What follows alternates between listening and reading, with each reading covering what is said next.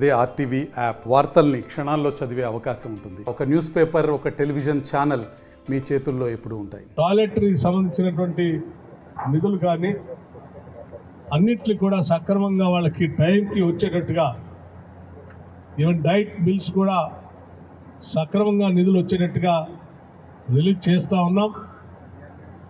ఇప్పుడు వాటన్నిటిని స్ట్రీమ్లైన్ చేసి ముందుకు తీసుకొని పోతా ఉన్నాం. భవిష్యత్తులో ఏమీ ఇబ్బంది లేకుండా అన్ని రకాలుగా ఈ పాఠశాలన్నీ బాగుంటాయి, బాగా చేసుకుందాం. తల్లిదండ్రులందరూ కూడా దీన్ని ముందుకు తీసుకొని పోయే కార్యక్రమంలో ధైర్యంగా పిల్లలందరికీ నమ్మకం కల్పించి చెప్పి వెళ్ళవలసిందిగా కోరటమే కాకుండా రాష్ట్ర ప్రభుత్వం నుంచి ముఖ్యమంత్రి గారు కూడా మా మంత్రిమండలి సమావేశంలో స్పష్టంగా కొన్ని ఆదేశాలు ఇవ్వటం జరిగింది.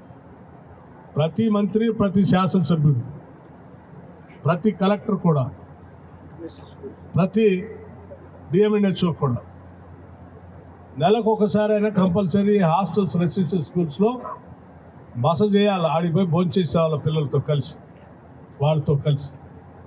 ఇవన్నీ వాళ్ళకి నమ్మకం, ధైర్యాన్ని కల్పించే కార్యక్రమాలని చెప్పడం జరిగింది.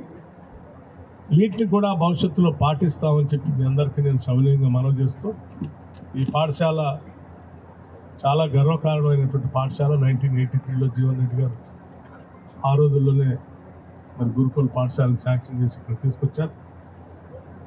దీన్ని భవిష్యత్ తరాలకి మంచి ప్రాంగణాలతో కట్టి అందిద్దామని చెప్పి మీ అందరికీ మనవి చేస్తూ సెలవు తీసుకుంటాను. మరిన్ని వీడియోస్ కోసం ఛానల్ ని సబ్స్క్రైబ్ చేయండి. లేటెస్ట్ అప్డేట్స్ కోసం వాట్సాప్ ఛానల్ ని ఫాలో చేయండి. అండ్ లింక్ డిస్క్రిప్షన్ లో ఉంది.